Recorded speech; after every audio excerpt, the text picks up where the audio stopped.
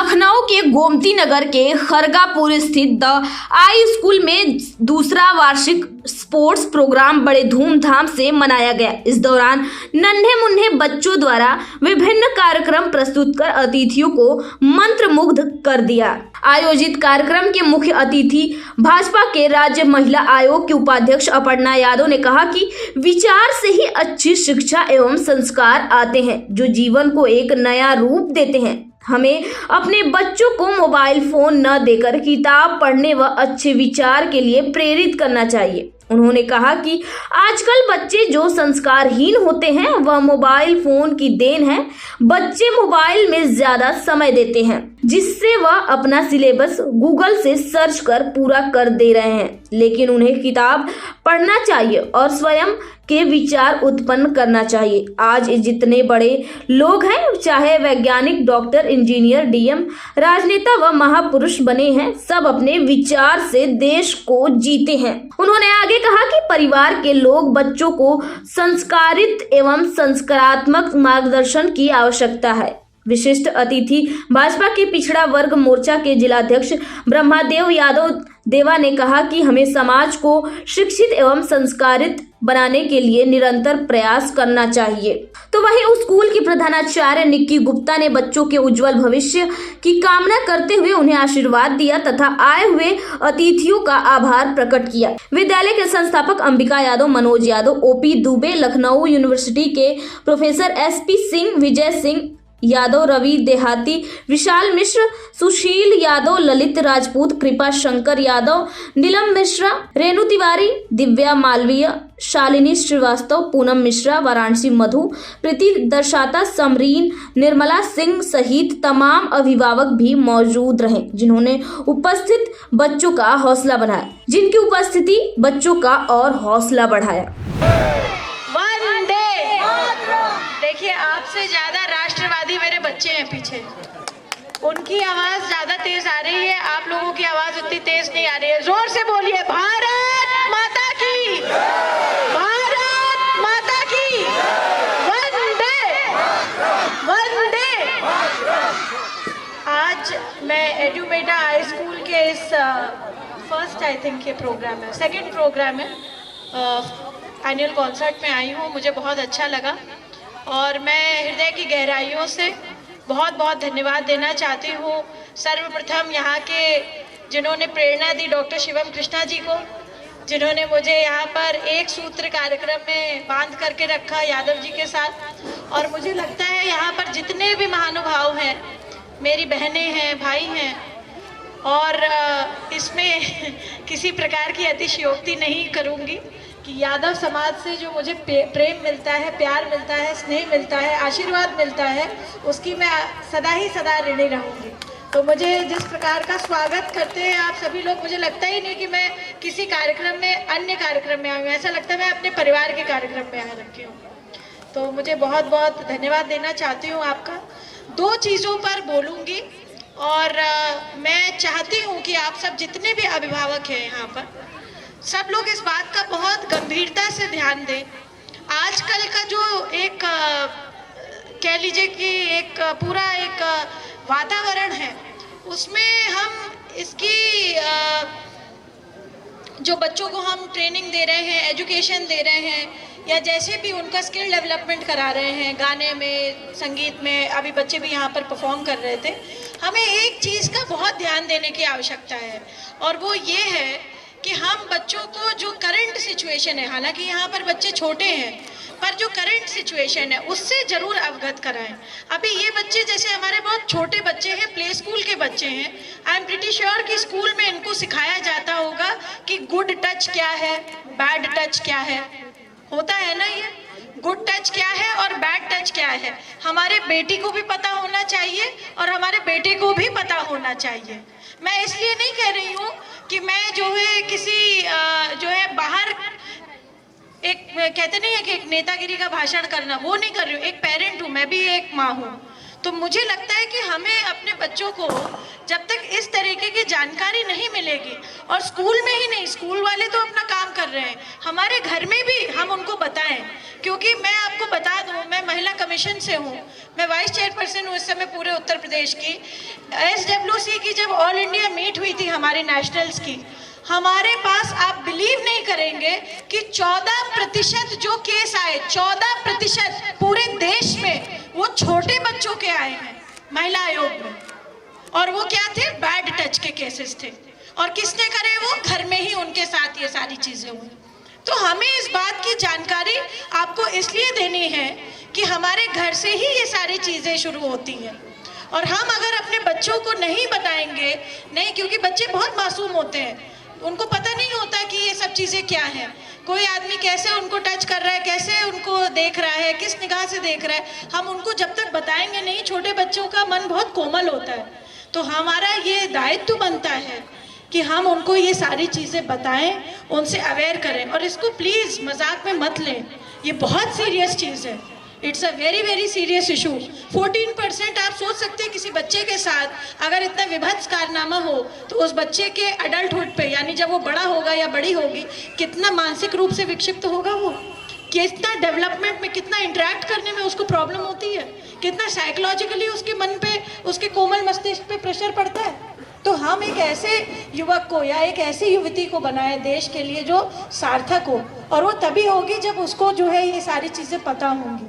और हमारे education system, आप सब लोग यंग पेरेंट्स हैं, क्योंकि यहाँ सारे बच्चे यंग हैं, तो हम चाहे दादा हो, दादी हो, नाना हो, नानी हो, पापा हो, मम्मी हो, चाचा चाची, ताऊ ताई, कोई भी हो उस रिलेशनशिप में बच्चे के साथ, हम उसको ज़रूर बताएं। और प्लीज़ कीप अ वॉचफुल आई।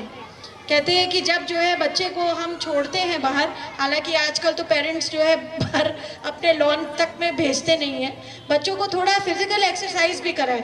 क्योंकि क्या होता है, बच्चे जो है दिन भर मोबाइल पे घुसे रहते हैं। आने वाले ज़माने में ऐसा ना हो कि AI के माध्यम से ही वो अपने प्रोजेक्ट्स करने लगे, अपने असाइनमेंट करने लगे। तो जो नॉवल थिंकिंग है, यानी नॉवल थिंकिंग का मतलब विचारहीनता जो बच्चों में हो रही है आजकल, जो नयापन नहीं आ पा रहा है सोच में, वो आएगा कैसे? जब पढ़ोगे नहीं तो आएगा कैसे? जब आप सब कुछ चैट GPT से और जेमिनाई से और गूगल से आप निकाल लोगे, अपने प्रोजेक्ट कंप्लीट कर लोगे, तो कैसे दिमाग में नवीनता आएगी, कैसे नया सोच डेवलप करेंगे?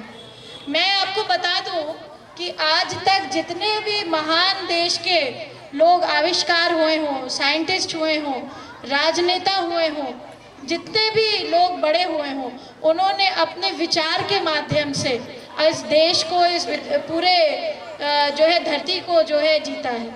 और जो है शंकराचार्य की जो है पद्धति, अद्वैत का दर्शन है। हम लोग सभी लोग, ज़्यादातर लोग सनातन धर्म से हैं इस भारतवर्ष में, और सनातन धर्म में अद्वैत की बड़ी फिलॉसफी है। एक बात में ये बात याद आती है मुझे, और मुझे बड़ा अच्छा लगता है कि ये बड़ा छोटा सा प्रसंग है मगर बहुत बड़ा इसका जो है दर्शन कह लीजिए। तो इसमें आदि गुरु शंकराचार्य जी से ऐसे ही सब लोगों ने इकट्ठा होकर के पूछा कि हम जो है बहुत परेशान हैं, बहुत दुख है, बहुत पीड़ा है, बहुत ज़्यादा परेशानी हो रही है हमें, हम कैसे इसका निवारण करें? तो दुख, परेशानी, पीड़ा तो आज भी है हम लोगों के जीवन में, हर स्तर में, हर युग में अलग अलग परेशानियों से व्यक्ति जूझा। तो आदि गुरु शंकराचार्य जी ने जो है एक ही बात कही कि जो है इस औषधि, यानी किम औषधि, उन्होंने पूछा कि विचार करने जब हम परेशान हो जाते तो किम औषधि, तो उन्होंने बोला विचार औषधि, यानी विचार ही एक औषधि है। विचार ही एक ऐसा है जो व्यक्ति को आगे बढ़ा करके रखता है। विवेकानंद जी ने अपने पूरे विचार से इस भारत भूमि को जो है पुण्य भूमि बना दिया। और मैं समझती हूँ युवाओं को जिस तरह से विवेकानंद जी ने आगे बढ़ाने का काम किया, उसी तरीके के विचार हमें अपने बच्चों में डालने पड़ेंगे, तब जा कर के हमारे बच्चे कुछ अच्छा कर पाएंगे। दो और बातें कहूँगी, आजकल ये बहुत ज़्यादा चल रहा है जेन जीज, ये बच्चे तो जेन अल्फा हैं जो अभी हमारे सामने डांस कर रहे थे, जो जेन जीज हैं यहाँ पर, उनके लिए भी कहूँगी कि प्लीज़ सीखिए वंदे मातरम क्या है। वंदे मातरम सिर्फ ये ना हो, मैं कई बार पूछने गई वंदे मातरम आपको आता है, तो कहते वंदे मातरम भारत माता की जय हो गया गीत। तो वंदे मातरम में बहुत सारे पैराज हैं, बहुत सारे स्टैंजाज हैं, बहुत सारी लाइनें हैं, उसको याद करिए, उसको जो है अपने बच्चों को सिखाइए। और अपने स्कूल में भी यादव जी आप जो है वंदे मातरम का गीत इन बच्चों को सिखाइए। अभी सीखेंगे, कहते हैं ऐसा 1 वर्ष की आयु से लेकर के 5 वर्ष की आयु तक जो बच्चा सीखता है अपनी माता से, अपने पिता से। स्कूल पहले इतनी जल्दी भेजते नहीं थे, तो पहले घर ही स्कूल होता था, परंतु 5 साल तक की जो उनकी शिक्षा होती है वो व्यक्ति को जीवन पर्यंत याद रहती है। तो जब हम अभी से अपने बच्चों को राष्ट्रवादी बनाएंगे, अभी से अपने बच्चों को वंदे मातरम सिखाएंगे, तब जा कर के बच्चे कुछ सच में कर पाएंगे। वरना जो है चाइना ने अति आक्रमण जो कर रखा है हमारे बच्चों के ऊपर, हमारे जो है युवा पीढ़ी पर भी। एक क्वेश्चन पूछूंगी, सबसे हाथ उठाइएगा अगर सत्य बोलते हैं तो। हम सब हरिश्चंद्र के भी वंशज हैं और हरिश्चंद्र जी ने सत्य बोला। आप लोगों में से कितने लोगों ने मैगी खाई है? हाथ उठाइए। जो लोग नहीं उठा रहे, मुझे पता है आपने खाई है छुप छुप करके। डॉक्टर साहब आपने भी खाई है बताइए, आपने भी खाई है ना? सबने खाई है। अब बताइए मैगी कहाँ से आया? चाइना से आया ना। चाइना इस समय देश भर में हमारे ऊपर कितना ज़्यादा जो है आक्रमण कर रहा है अन्य चीज़ों से। जब वो डायरेक्ट वॉर नहीं कर पा रहा है तो मैगी खिला खिला करके हमारे बच्चों को खराब कर रहा है, सबको। और हम जो है पार्लियामेंट में ये बात कहते हैं कि चाइना से हमें लड़ना है, चाइना से हमें लड़ना है। अरे भैया चाइना से कैसे लड़ोगे जब मैगी खा रहे हो आप? 2 मिनट्स की मैगी। ये मैगी नूडल्स कितने लोगों ने खाया है? सबने खाया है। अच्छा मोमोज कितने लोग खाना पसंद करते हैं? ये लड़के। आप नहीं खाते? बच्चे आप लोग नहीं खाते हो? सब खाते हैं, जो रील बना रहे हैं वो भी खाते हैं। तो देखिए मोमोज आज से त्याग दीजिए, मैगी छोड़ दीजिए और नूडल्स छोड़ दीजिए। और भी भारतीय व्यंजन बहुत है। हमारे प्रधानमंत्री जी ने बार बार ये बात फोकस करी कि मोटा अनाज खाना शुरू करिए। गेहूं और आलू हमारे देश का है ही नहीं। गेहूं अंग्रेज लेके आए, आलू डच लेके आए। वास्को डिगामा का नाम किसने किसने सुना है? जो डच था। ये बात बतानी पड़ेगी। आज तक हमारे जो हैं जितनी भी ये इंसुलिन की प्रॉब्लम हो रही है, यानी शुगर की प्रॉब्लम हो रही है, ब्लड प्रेशर की प्रॉब्लम हो रही है, इसका मूल कारण क्या है? इसका मूल कारण हमारा अन्न है। क्योंकि हम जो है जो ये व्हीट खा रहे हैं यानी गेहूं खा रहे हैं, पोटैटो खा रहे हैं यानी आलू खा रहे हैं, इसकी वजह से हो रहा है हमें। हमारे भारत का ये देश का प्रोडक्ट नहीं है, हमारे देश की सब्जी नहीं है ये। विदेश में आप चले जाइए, आपको हर तरीके चीज़ में आलू मिल जाएगा, हर चीज़ में। आप कहेंगे तुरई है? नहीं है। लौकी है? नहीं है। कद्दू है? नहीं है। कद्दू वो हेलोवीन पे बना करके काट करके बाहर लगा देते हैं, कहते हैं हैप्पी हेलोवीन, आज हम लोग आत्माओं की पूजा करेंगे। तो हमारे देश में भाई देवता हैं, हमारे देश में जो है सनातन परंपरा है, सभ्यता है, हल्दी वाला दूध है। यही चीज़ जब स्टारबक्स पे मिलती है टर्मरिक लाते के नाम से, सब ये नए लड़के जितने भी हैं सब लोग खरीदने चले जाएंगे। और जिसकी जेब में जो है पैसे कम रहेंगे उसको कहेंगे भैया बर्थडे वाली ट्रीट जो है स्टारबक्स पे देना, टर्मरिक लाते पी करके आएंगे। वो आप पी लेंगे, मगर माँ आपको बना करके देगी घर में कि हल्दी वाला दूध पी लो, तो नहीं पियेंगे। तो इसलिए हमें अपने सिस्टम को ठीक करना है।